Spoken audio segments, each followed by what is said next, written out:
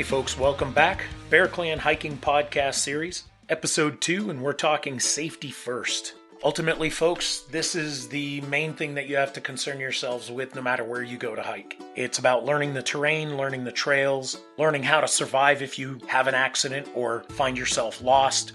So safety is always a major concern for everybody that visits Sedona. And it's probably the most overlooked aspect. When people come out to visit Sedona, they get taken back by the insane beauty that's here. So it's kind of hard to equate safety to a place that has such beauty. But the problem is that is one of the key factors that makes it difficult as locals and as businesses, as well as services like the fire department, search and rescue, police departments, and even us volunteer trail managers and maintainers. Knowing that safety is ultimately the number one, the first thing we get to look at is when you come into town. We like to tell people that driving into Sedona can test your driving skills as well as your patience. We have through Sedona, depending on which route you take to get in. If you're coming from Flagstaff, it's a little different, but it's also kind of intense. You get down a canyon that has switchback riding, and it's pretty edgy and pretty steep and pretty dangerous. If you're not good with heights or edges, then it's probably not the direction to come into Sedona. We also have the Route 260, which is right off of I-17 highway, brings you right into Cottonwood, then you connect to the 89A extension going into Sedona. That's nice because it's a lot wider open, it's more highway-like, but you ultimately come into Sedona and it kind of funnels you into a certain area. Then the last direction would be Route 179, which is off of I-17 highway. Between the beginning of 179 all the way up to Uptown Sedona, you're going to meet, or you have the potential of meeting, up to 13 roundabouts. Roundabouts have been implemented in Sedona for about a decade.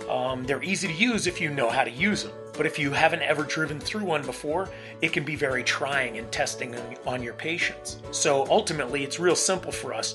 We try to tell everybody the concept is yield. It isn't stop. When you're getting into a roundabout, your goal is to try and time everything so that you're not stopping ever.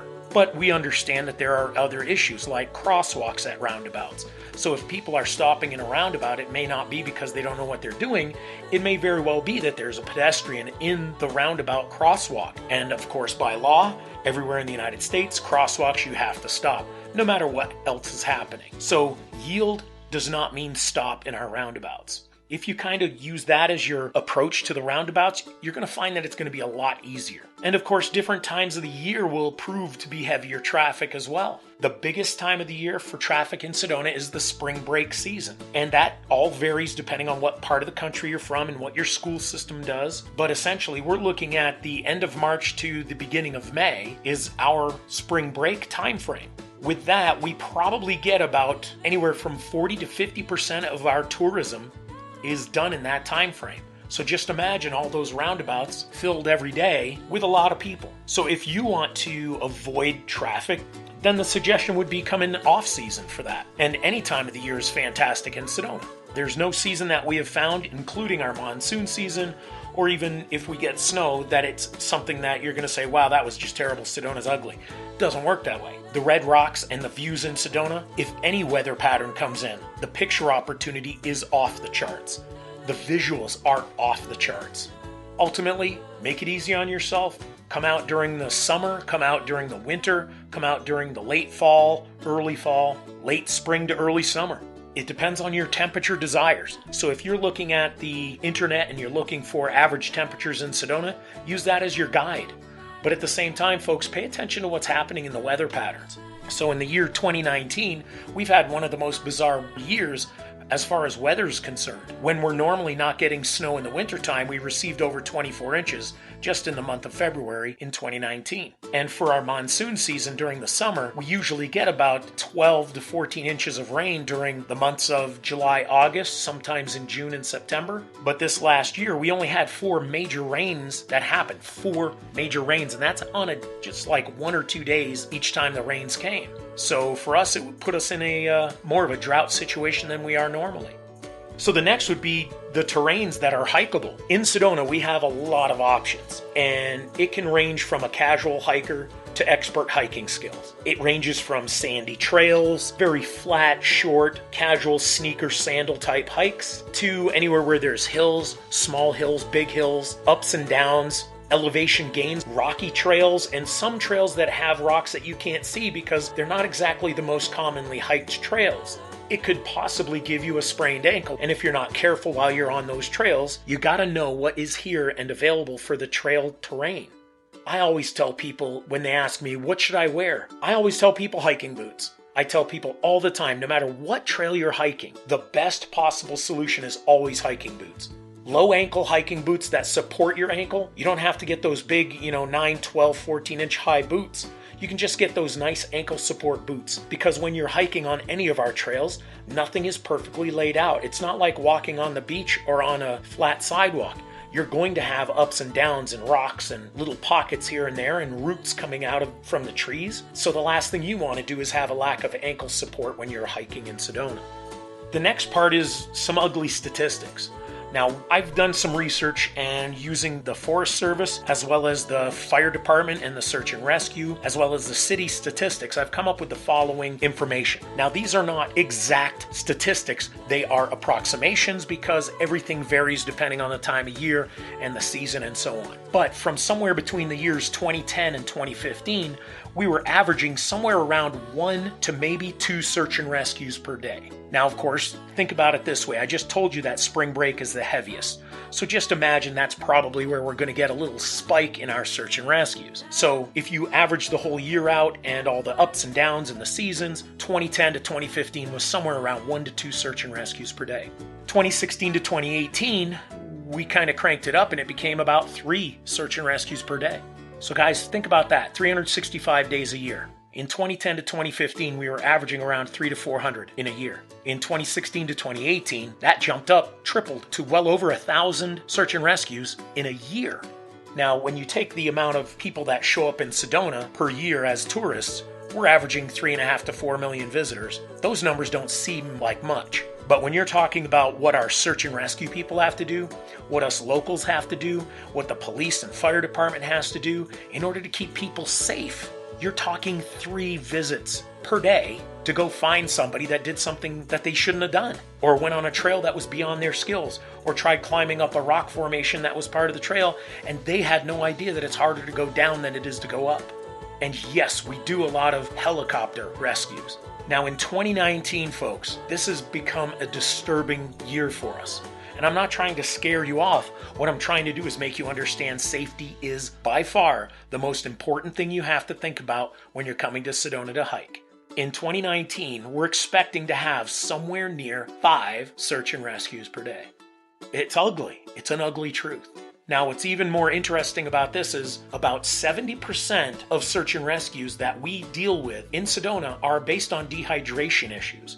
Folks, it's real simple. Bring water, drink water, do not drink alcohol, don't get into milks and dairy. If you're going to be hiking that day, don't try to eat like a big bowl of cereal with a lot of milk in it. Try not drinking coffees. Even though coffee isn't that bad, water is better. Hydration. There's things like Himalayan salt that you can add to your waters. Himalayan salt is phenomenal at keeping you hydrated and preventing dehydration, as well as recovering from it. Sodium itself is phenomenal for this as well.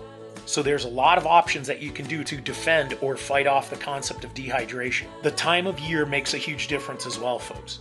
There's basically like 3 main seasons: summer, snow, and rain. Everything else is phenomenal. Summertime, we do get heat here in Sedona. It can get into triple digits. The nice thing is that everybody will tell you, yeah, it's a dry heat. It absolutely is a dry heat. What does that mean to you? Well, if you're not from Arizona, it means that it's not going to be as moist or damp or humid as what you may be used to. Therefore, your body is not ready to adapt to it unless you're here for like a week or 2. So if you're normally from the northern part of the United States or even Canada, or from an area on the coast that has humidity all the time, coming out to Arizona and Sedona can be a very different place to hike. The hydration concept is even more important during the summer. Now, people ask us, what are the average temperatures? Well, it depends on what time during the summer, but you can always count on early June to maybe early September. Things are going to be in the 90s, possibly even up to the triple digits. But we don't usually get a lot of triple digits. You might see triple digits for about a week, 10 days, maybe 14 days during the summer. That doesn't mean you can come out here with a t-shirt and shorts or a tank top or try to not wear a shirt at all and hike. Folks, this sun is out here closer to us than anywhere else in the United States other than New Mexico. So please don't assume that you can just get a tan here while you hike, because this sun will burn you fast. Now, snow. Snow poses a major trick to the rocks and to the hiking, and rain as well, but we're going to cover snow. So snow obviously can be slick. It's water frozen, so that means it's going to be kind of slick. So some of our trails that go up and around rocks probably are not the ideal trails to take if we have snow in Sedona. You're going to want to keep it to the flat terrains, the canyon trails, the wide open trails that have good visuals and mostly flat terrain. The same thing goes for the rain. When rain is happening, or when rain happened the day before, even though the rocks may look like they're dry, the rain tends to hold on, and it also travels downhill. So what's up above on the top of the rock formations or on top of the mountains is eventually going to be rolling down into those rocks. And folks, our rocks, the red rocks, are actually a sandstone, which means it's kind of like sandpaper, gritty, and has phenomenal traction when it's dry. But if you add a little bit of rain to it, or snow, it's essentially like walking on ice. A lot of people get hurt because their traction goes away, and they try to do something that they did the other day when it was dry yesterday, but it's rainy today. They try to go to the same place. They don't realize that there's less traction, slip, fall, and your hip can get broken. You can dislocate bones. I mean, it's real simple to get hurt here, so the time of year is important. Always check the weather forecast as you're coming into Sedona. Understand what you're headed for. Dress for the occasion. If you have hats, please wear them during the summertime. A lot of people actually forget about their ears. They take that for granted. They think a ball cap is good enough. That's great for your eyes and possibly your nose, but people forget that their ears are sticking out as well unless they have big hair, and your ears will fry, they will burn, and it'll become a very painful event. Sunscreen is highly recommended for everybody, and it can be every day of the year, unless it's raining, unless it's cloudy. But even still, during clouds, during the cold, the sun is closer to us here. So it will affect your skin a lot differently here than anywhere else.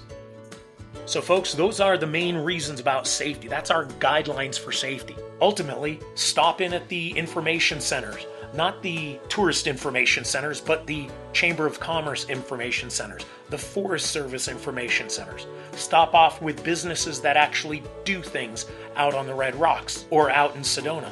Talk to people that hike Sedona all the time. Don't talk to somebody at a gas station that looks like they barely hike out here at all. Maybe you're in the grocery store and you hear somebody talking about hikes. Talk to the people that know what Sedona is like and hiking here.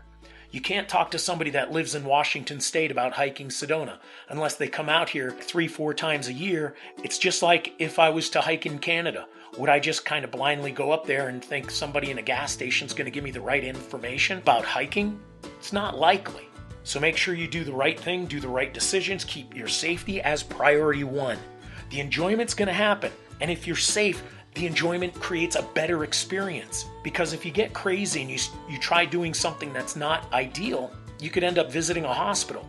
And then your memory becomes, man, I remember Sedona and I broke this and I broke that. I hurt this, I had to go to the hospital. We spent the whole vacation with me and my foot in a cast. That's not the vacation you want. That's not the visit you want to a gorgeous place like this. Safety first, people, above anything else. Safety first. Thank you very much, folks. Thank you for listening into the podcast. I hope you listen into the next podcast. It's going to be an amazing podcast series. The next podcast, episode 3, is going to be involving the levels of hiking that Sedona has. Excellent, folks. Thank you very much. Be safe, but be loving Sedona, and we'll see you somewhere on the trails.